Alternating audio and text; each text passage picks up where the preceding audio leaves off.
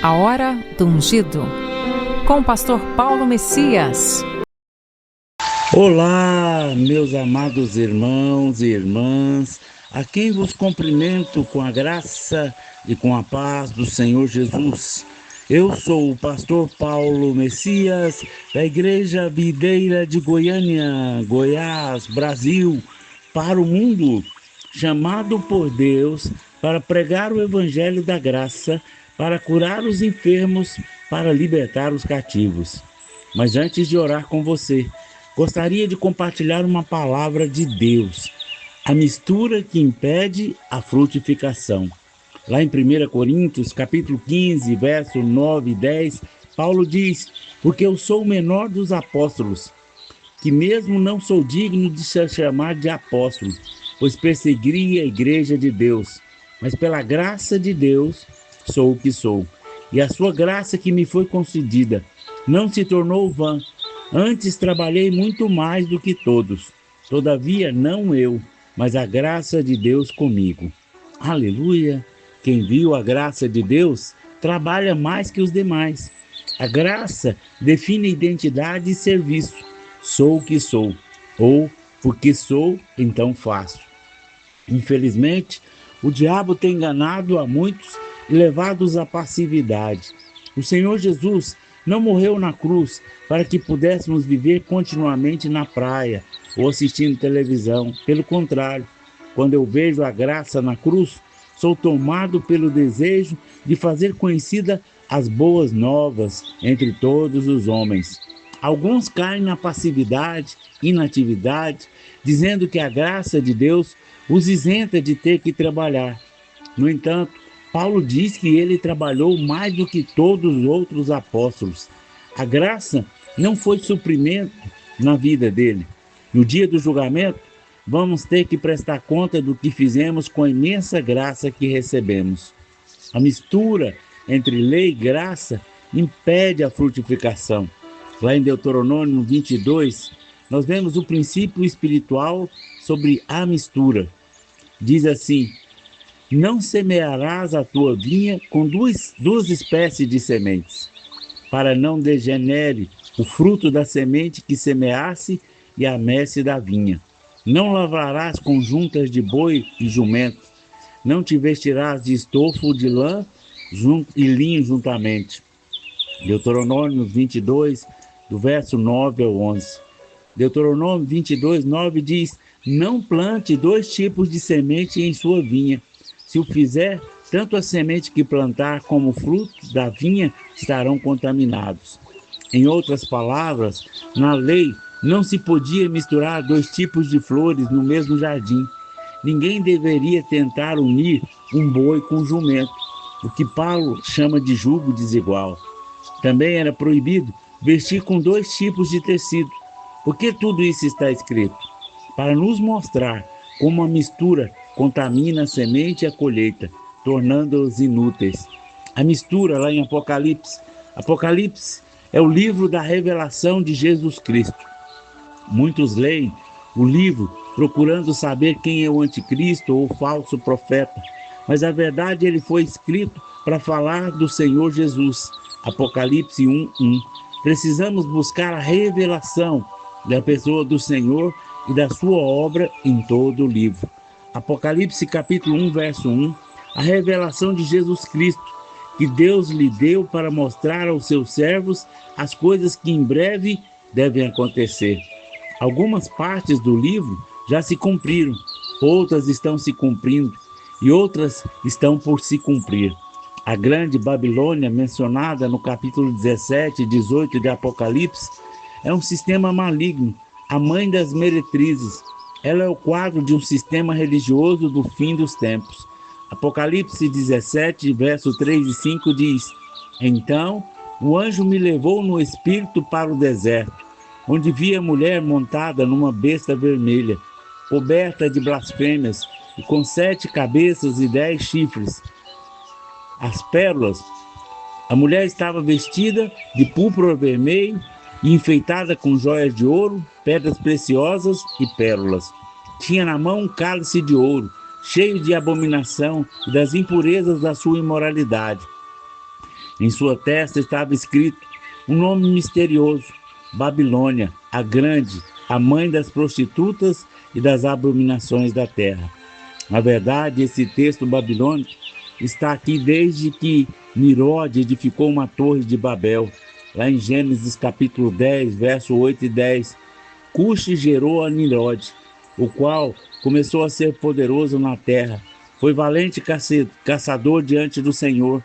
Daí a dizer, como Nimrod, poderoso caçador diante do Senhor. O princípio do reino foi Babel. A expressão valente caçador diante de Deus é traduzida na Septuaginta como valente caçador contra Deus, em Gênesis 10, 9. O próprio nome Nimrod significa rebelião em hebraico. A lenda diz que Nimrod se tornou invencível e que convencia as pessoas a não dependerem de Deus. A palavra Babel, ou Babilônia, significa confusão por mistura. O princípio de Babel se desenvolve na Bíblia ao tornar-se Babilônia em Apocalipse. Babel é a expressão máxima da queda do homem contra o propósito de Deus de se multiplicar e preencher a terra. Se o Espírito Santo precisou gastar 2 capítulos inteiros para descrever a grande Babilônia, este é um sinal que precisamos prestar atenção nesse assunto. O nome Babilônia significa confusão, mas não apenas isso. Tratar-se de confusão pela mistura, hoje eu gostaria de te falar a importância de permanecer na graça pura. Em 1 Coríntios capítulo 14, verso 33, porque Deus não é Deus de confusão, e sim de paz. A Babilônia versus a Nova Jerusalém.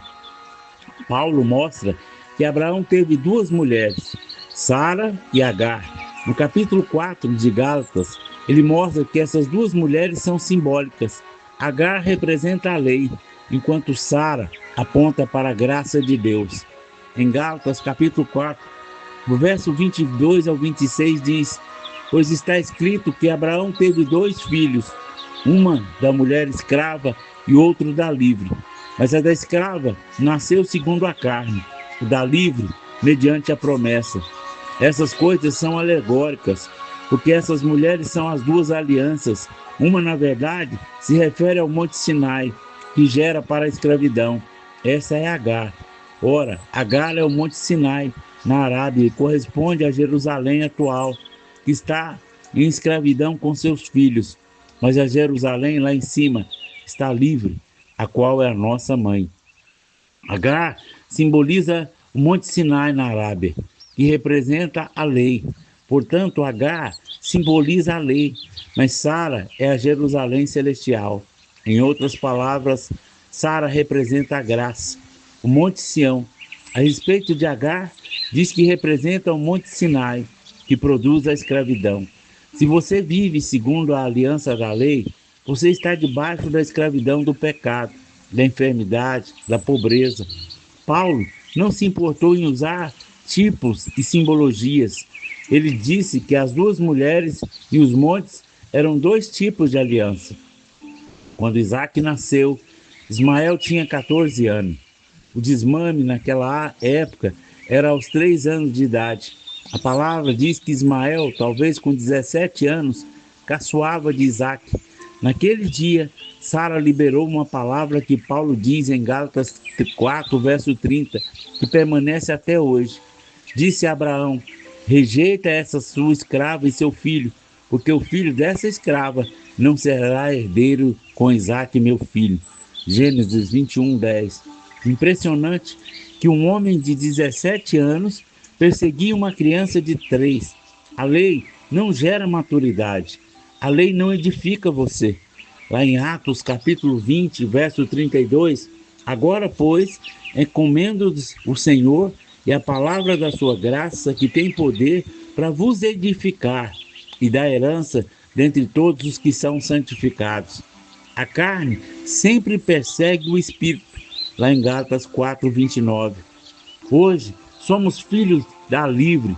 Como filhos, somos também livres por causa da graça do Senhor. Se Agar simboliza a lei, Sara aponta para Jerusalém celestial. Então podemos dizer que a Jerusalém celestial é a nova Jerusalém. Agar está em oposição a Sara, assim como a grande Babilônia está em oposição à nova Jerusalém. Tanto Sara como a nova Jerusalém representam a graça, mas a grande Babilônia simboliza a confusão da mistura entre lei e a graça. A respeito da nova Jerusalém, há uma voz que sai do trono e diz: está consumado. Lá em Apocalipse 21, 6. Apocalipse 21, do verso 5 e 6 diz: escreva isso, pois eu lhe digo que é digno de confiança e verdadeiro. E digo ainda: está terminado. Sou o Alfa e o Ômega, o princípio e o fim. Jesus bradou na cruz: está consumado. A nova Jerusalém representa a obra consumada, completa, finalizada de Jesus, nosso Senhor. Vivemos em uma geração de crentes confusos por causa da mistura. Em muitos lugares, eles ensinam tudo. Tudo bem, você é salvo pela graça, mas agora tem que se esforçar para manter a sua salvação. Isso é mistura de lei com graça. Não existe nenhuma igreja que seja completamente da lei, pois se for totalmente da lei, já não é igreja, mas uma sinagoga, onde o que existe é muita mistura. Igrejas que ensinam um pouco da graça e um pouco da lei. Dizem que são salvos pela graça, mas que precisam guardar os mandamentos para serem abençoados e até manterem a salvação. Essa mistura é que trouxe à existência a mãe das meretrizes. É a mistura entre lei e graça. Deus odeia essa mistura. O problema é que tentam cumprir alguns mandamentos e quando não conseguem, se voltam para a graça. Fazendo assim, nunca chegamos ao convencimento de que a lei pura produz. Quando correm para Cristo a fim de terem o perdão. Depois disso, eles voltam novamente para a lei. Romanos 7 diz que é um tipo de prostituição espiritual. E também assim que a grande Babilônia é chamada. Essa é a essência da Babilônia. A mistura entre lei e graça. Isso é algo pequeno, porque Deus odeia a mistura.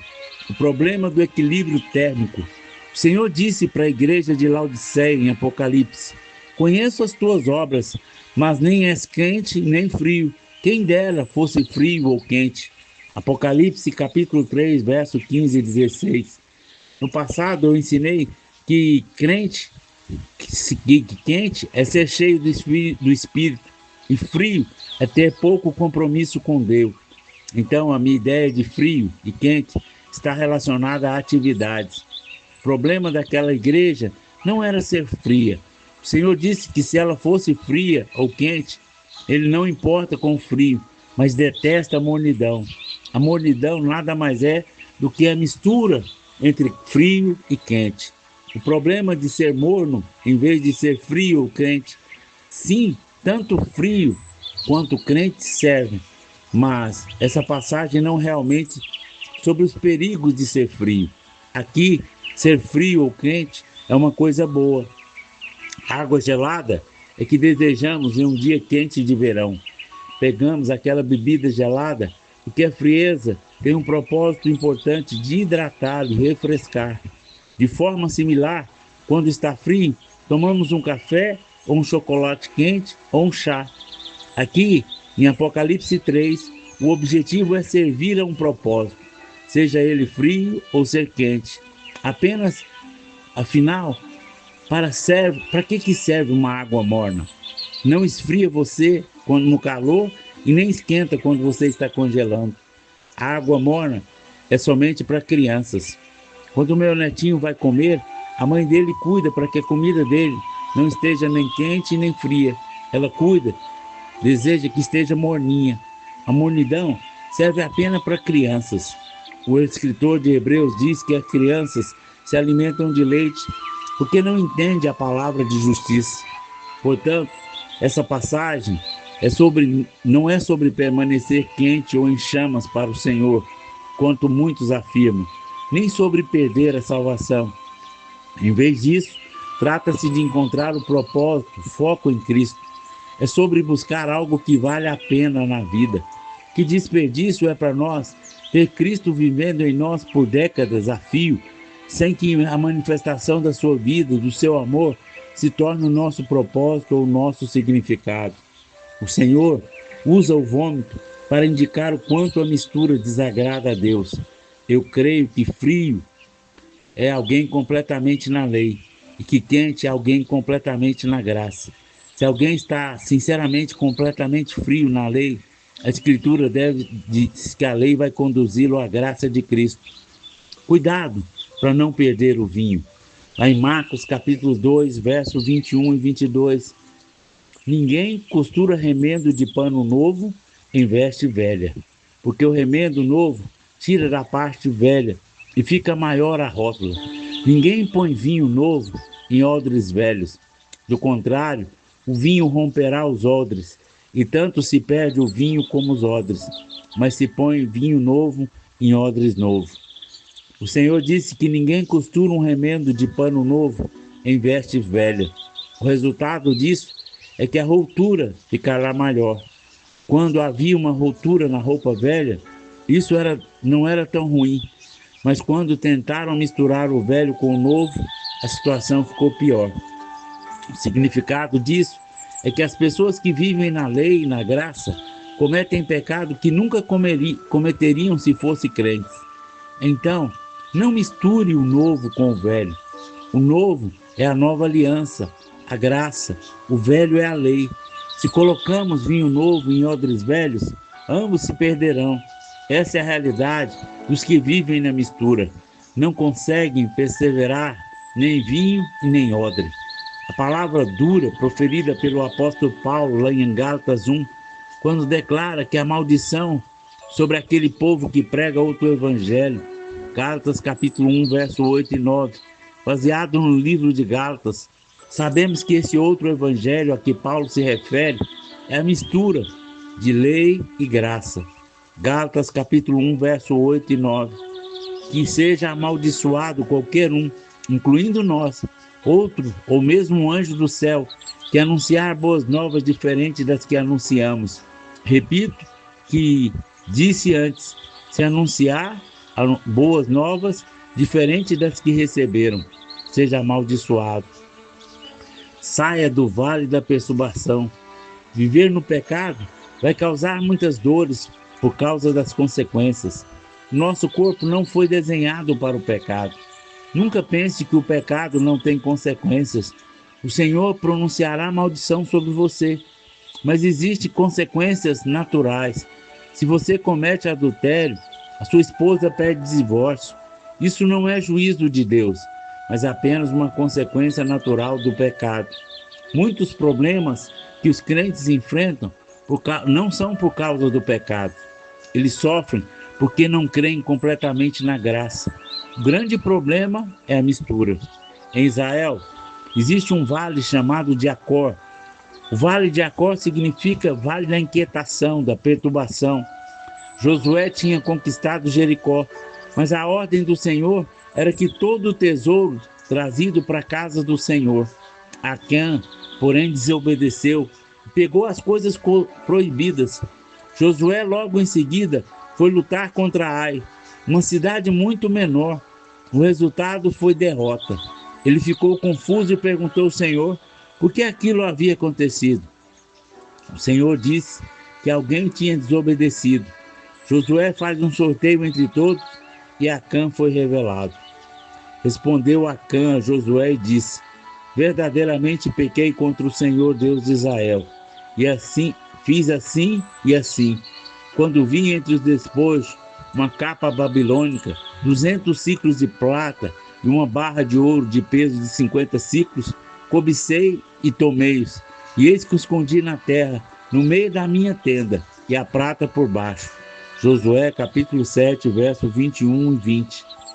A primeira coisa que ele pegou foi uma capa babilônica. Não se esqueça da Babilônia, significa confusão e mistura. A segunda coisa, a prata, que simboliza a redenção. A terceira, o ouro, representa a justiça, a glória de Deus. Ele escondeu na sua tenda. Vemos assim que havia na tenda de Acã, a tenda do Senhor chamada de tabernáculo. Na tenda do Senhor havia prata, ouro, mas na tenda de Acã, além do ouro e prata, tinha a capa babilônica. A capa babilônica impede o poder de Deus, o poder da prata e do ouro se manifestar. Não vemos a glória de Deus nas igrejas que estão vestidas com a capa babilônica. A capa babilônica anula o evangelho. Lá em Gálatas capítulo 2, verso 21.